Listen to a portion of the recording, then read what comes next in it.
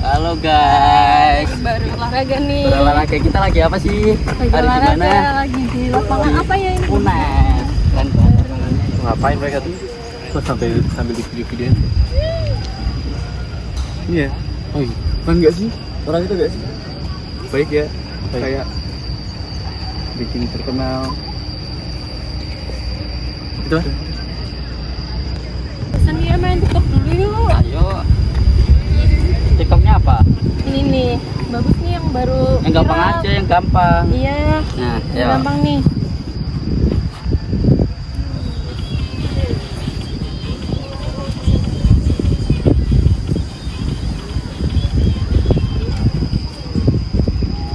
Bombastic side eye, criminal offensive side eye.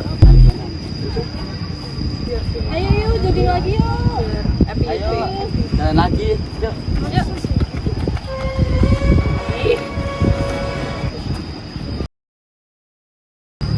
Videonya VIP. Iya, mana lihat? Ini. Lihat komennya dong. Ini kok yang komen gini ya? Ya udah biarin, kan Enggak, cuma komen enggak, gitu enggak doang. bisa ini. Ya udah lanjut lari dulu. Enggak. Nanti aja. Enggak, aku mau Nanti balas aja. ini. Ya udah, Lari ya dulu. udah. Tuh, aku mau balas ini. Aku tinggal. Assalamualaikum warahmatullahi wabarakatuh. Waalaikumsalam. Dan saya perwakilan dari kelompok 1 ingin mengajukan beberapa pertanyaan dan mbak-mbak. Yang pertama, apa sih? Bagaimana platform-platform media sosial ini mengambil cara aktif berkomunikasi dengan penggemar, fans tim, dan pihak berwenang? Itu yang pertama.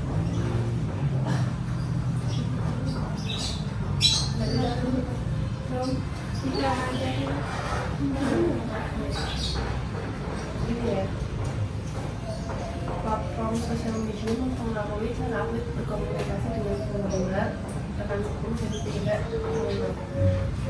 Kalau menurut saya,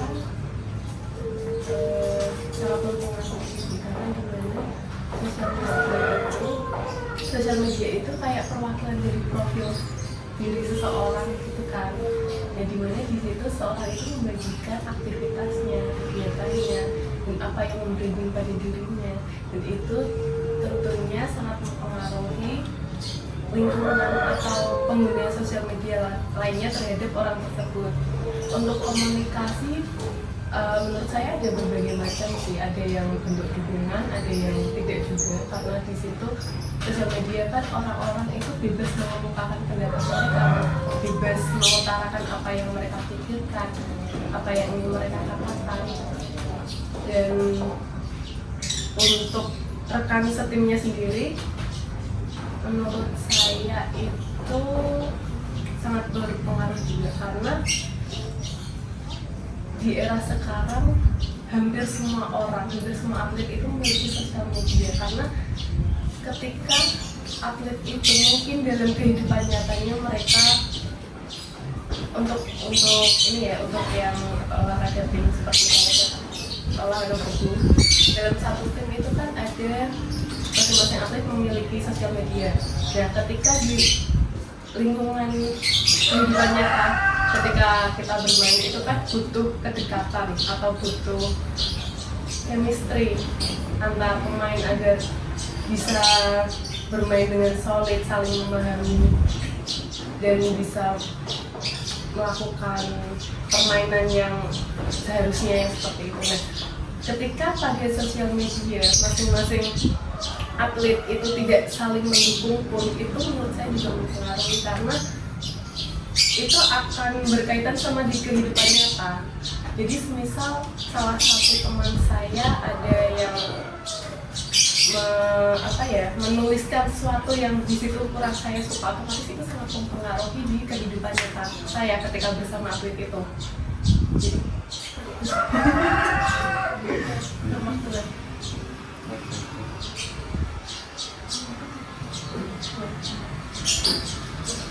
Oke. Izin tanya Mbak, pertama-tama saya Gus Baskara. Ini campurnya takrol ya. Oke. Pertanyaannya ini tentang pengaruh teknologi ya. Kayak di cabur-cabur tertentu itu kan biasanya ada teknologi tertentu gitu. Apalagi kayak takraw ini mungkin ada teknologi yang baru. Nah itu bagaimana gitu pengaruhnya terhadap baik dari latihannya. Selain itu juga kan apalagi buat atlet-atlet yang masih baru terhadap teknologi baru juga kadang pemahaman juga masih ya kurang itu dia. Nah bagaimana cara menghadapi itu mungkin apa dari Mbak sebagai atlet? Untuk teknologi yang dimaksud sosial media atau teknologi mendukung dalam latihan. Teknologi dalam latihan. Kalau dalam latihan tentunya menurut saya memberi dampak yang positif karena itu akan namanya teknologi itu kan diciptakan untuk membantu manusia ya, untuk membantu manusia agar lebih mudah. Contohnya untuk di sepak takraw sendiri itu belum semaju cabur-cabur lain seperti bola voli ya, sudah ada mesin otomatis lempar bola buat melakukan smash atau buat tenis lapangan dan lainnya. Itu masih berbeda dan tentunya menurut saya misal di olahraga sepak takraw ada hal tersebut itu pasti akan membantu karena sejauh ini sepak takraw alat bantu itu hanya baru seputar bola gantung, itu masih teknologi sederhana menurut saya. Oke, terima kasih Mbak. Ini benar kata ya, kalau dari cabang olahraga saya kan di sepak bola. Tentunya kalau teknologi itu sangat membantu ya, apalagi kalau di sepak bola itu kayak ada tahu itu nggak sih rompi buat yang Iya. Oh iya. Nah itu kan juga melacak kinerja jantung masing-masing atlet kan. Nah itu juga berpengaruh terhadap performa atlet tersebut. Ada tambahan lagi Mbak? Kalau dari saya bola basket itu bantu latihan itu sih buat lempar bola, yang kedua buat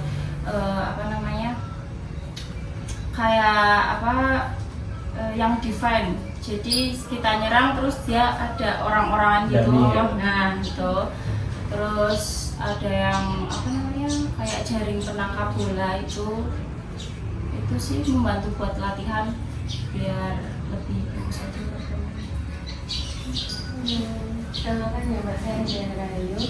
Izin aku bertanya kepada Mbak-Mbak, apakah teknologi dan media sosial itu mempengaruhi dinamika hubungan antara anggota tim, dan apakah ada perubahan dalam cara tim berinteraksi dan mendukung sama rekan tim yang lain? Ini kayaknya tadi dulu seperti yang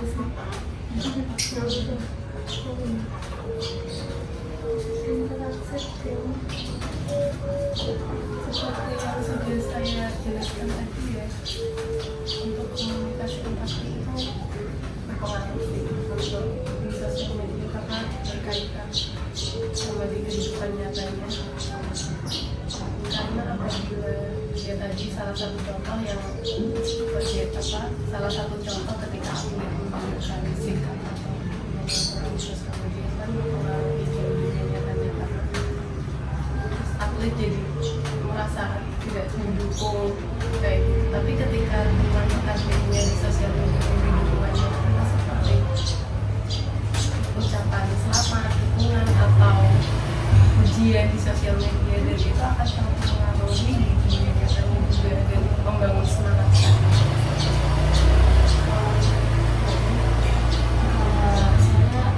Sosial media itu mempengaruhi kerja sama tim juga sih. Ya, saya setuju sama Mbak yang sampaikan itu. Karena kadang kalau misal teman kita nih satu tim di follow semua kecuali kita, nah itu kan kayak pertanyaan kan, kenapa kok aku nggak di follow gitu, dapat banyak di follow, terus apa ada yang salah dari aku gitu.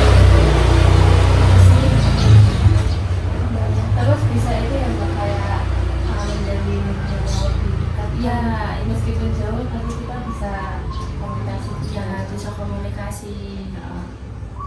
kalau aku sih sama kayak yang dijadi sama Mbak Amalia sama Mbak ini ya, sosial media itu sangat-sangat berdampak terhadap komunikasi sama tim, apalagi ya itu kalau bisa kayak komentar terus mungkin saling mendukung di suatan cerita itu kan juga gimana ya, kayak oh si ini perhatian nih sama saya, si ini kok enggak ya gitu. Bagus.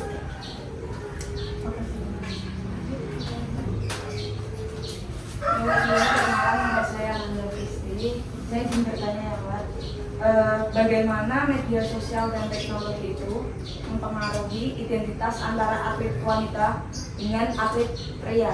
Maksudnya mungkin secara mereka dipromosikan di medsos itu bagaimana, dan juga mungkin antara identitas atlet wanita dan atlet pria itu perspektif masyarakat itu bagaimana? Kalau dari fungsi sosmed sendiri itu sebenarnya setara ya, tapi dari pihak orang yang berkaitan itu yang berbeda-beda. Contohnya seperti di catur sepak takraw sendiri ya, kebetulan kalau saya lihat itu sama-sama didukung dan sama-sama populer di bulu tangkis juga. Tapi yang kalau sepak bola mungkin agak jomplang karena entah kenapa saya tidak begitu sering melihat tentang sepak bola perempuan daripada laki-laki. Kayak tergantung dari organisasi atau pihak-pihak yang berkaitan dengan cabur itu, kepopuleran cabur itu dan gendernya yang kayak gitu. Terus untuk perspektif masyarakat sendiri nih Mbak, gimana? Kan ada beberapa cabang olahraga yang mungkin masyarakat mendiskriminasi kayak perempuan nggak bisa main ini gitu. Kalau itu di Tanggapan banyak kalau mengenai menurut saya kayak gitu nggak? kalau saya pribadi terserah mereka sih, mau mereka menganggap kesetaraan dari cabur itu seperti apa ya, kebiasaan dari masing-masing. Tapi kalau baiknya harusnya sama-sama didukung sih biar lebih maju semua. Kalau bisa dua-duanya maju kenapa harus satu? Mungkin banyak.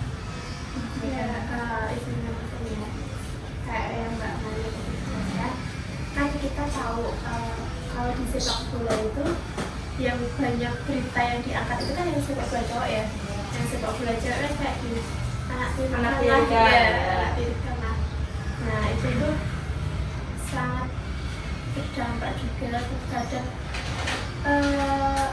apa ya, pemikiran masyarakat juga sih, kayak oh saya bisa ki cewek, saya bisa ki cowok, cewek itu apa sih gitu kan. Itu kan juga mempengaruhi penilaian masyarakat juga terhadap cabang olahraga tersebut. Kalau Mbaknya sendiri dari sisi atletnya, kalau Mbaknya mendapatkan perlakuan seperti itu di masyarakat, Mbaknya ambil sikap gimana? Kalau aku sih cuek sih ya, aku emang anaknya cuek sih pertama, terus yang kedua tuh dulu pernah diremehin kayak emang bisa, ya buktinya emang bisa, kenapa enggak gitu kan. Dari Mbaknya mungkin Kalau menurutku lebih ke media, lebih mengangkat berita-berita tentang sepak bola wanita, biar masyarakat juga lebih aware tentang itu. Kalau sepak bola wanita itu ada dan berprestasi loh di Indonesia itu gitu. Nah ini pertanyaan terakhir ya Mbak ya, berkaitan mengenai efek metode penggunaan.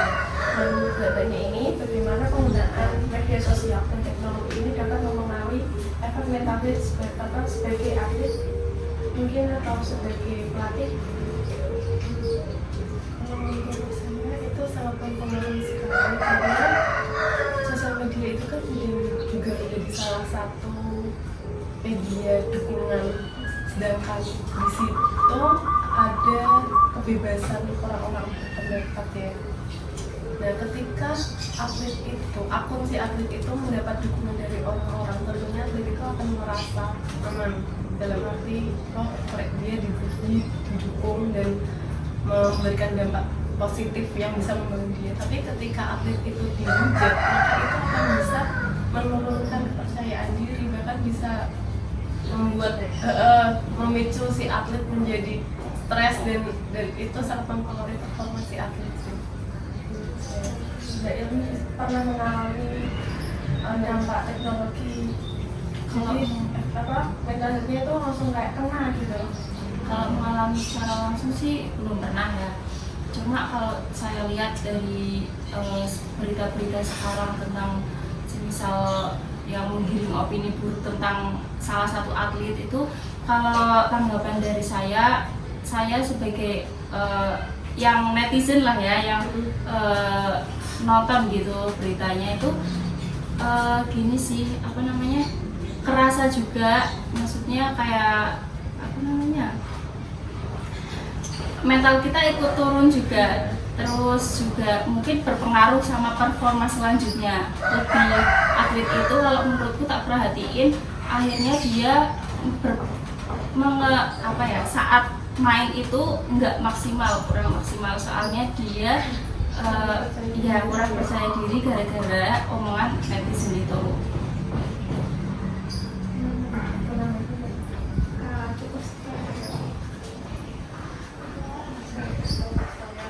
Terima kasih yang sudah membantu kami kelompok 1 untuk wawancara di tugasnya Pak Dewi, yaitu mata kuliah sosiologi. Mungkin kedepannya semuanya bisa lulus PPG dengan cepat, terus mendapatkan penempatan yang diharapkan.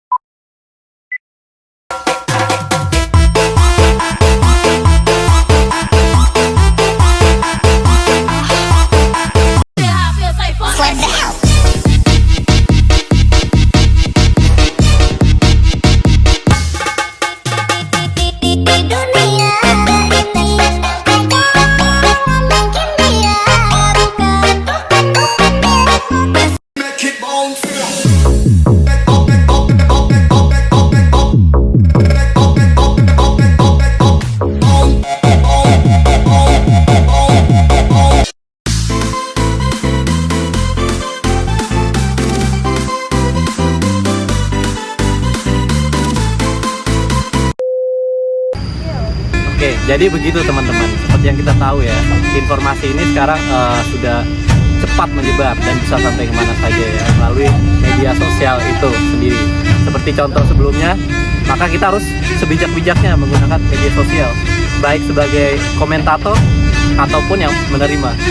Sebagai atlet terutama ya, kita harus memiliki attitude yang baik dan bagaimana menanggapinya. Jangan terbawa pengaruh dari komentar negatif, tetapi justru jadikan sebagai motivasi. Selain itu juga untuk pengguna media sosial sendiri atau komentatornya juga harus berkomentar dengan baik, atau ya menggunakan kolom komentar itu secara sopan dan justru membangun gitu, karena kita tidak tahu, setiap orang memiliki mental yang berbeda. Oke, begitu saja pesan dari saya. Iya. Gembel aja. Hai, nggak cepet. Hai, Lul. Woi, Kus. Cici Andrio, Zurina Lunera. Ya, kamu kelompok siapa? Kamu siapa?